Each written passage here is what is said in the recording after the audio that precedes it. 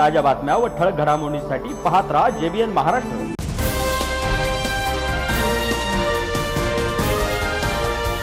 दिल्लीतील विद्यार्थ्यांच्या आंदोलनाचे पडसाद राज्यातील विविध जिल्ह्यांमध्ये उमटत असताना जळगाव पोलिसांनी कायदा व सुव्यवस्था अबाधित ठेवण्यासाठी सायबर पेट्रोलिंग अधिक तीव्र केले आहे।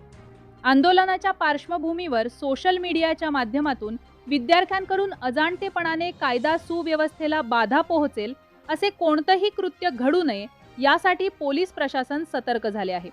यासाठी सायबर पोलिसांचे 10 कर्मचाऱ्यांचे विशेष पथक फेसबुक, इंस्टाग्राम, एक्स, यूट्यूब सह विविध सोशल मीडिया प्लॅटफॉर्मवरील पोस्ट, व्हिडिओ आणि संदेशांवर 24 तास लक्ष ठेवून आहे। आक्षेपार्ह किंवा चिथावणीखोर मजकूर आढळल्यास तातडीने कारवाई करण्याची तयारी ठेवण्यात आली आहे। यापूर्वीही गुन्हेगारी कृत्यांचे उद्दातीकरण करणाऱ्या सोशल मीडिया अकाउंट धारकांवर जळगाव पोलिसांनी कारवाई केली होती।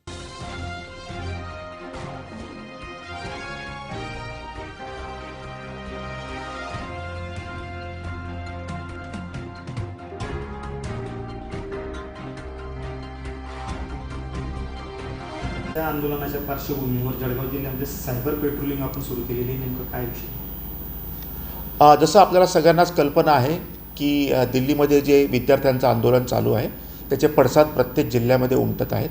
तर या अनुषंगानं कायदा व सुव्यवस्था अबाधित राहावी, विद्यार्थ्यांकडून देखील अजाणतेपणे एखादी घटना घडू नये, एखादं काहीतरी कृत्य घडू नये म्हणून आपण सायबर पेट्रोलिंग आपण मोठ्या प्रमाणात चालू केलेली आहे की जेणेकरून आपल्याला विविध हालचाली कळतील, आपण विविध वेळीच त्याचा प्रतिबंध करू शकू। आपल्याला कल्पना असेल की आपण 15 दिवसापूर्वी जे लोक वेगवेगळे रील्स टाकतात त्याच्यामध्ये क्रिमिनल्सला ते उदात्तीकरण करतात, या अनुषंगाने देखील आपण त्यांच्यावर प्रिव्हेंटिव्ह ॲक्शन देखील घेतलेली आहे। त्याच्यामुळे सायबर पेट्रोलिंग आपण करीत आहोत। काय आव्हान करणार लोकांना सोशल मीडियावर? याच्यामध्ये आव्हान आम्ही एकच करत आहोत की कोणीही कायदा व सुव्यवस्था प्रश्न निर्माण करू नये, कोणीही कायदा हातात घेऊ नये आणि असे कोणतेही कृत्य करू नये की जेणेकरून आपलं भविष्य त्याच्यामध्ये धोक्यात येईल। किती लोकांची टीम काम करते?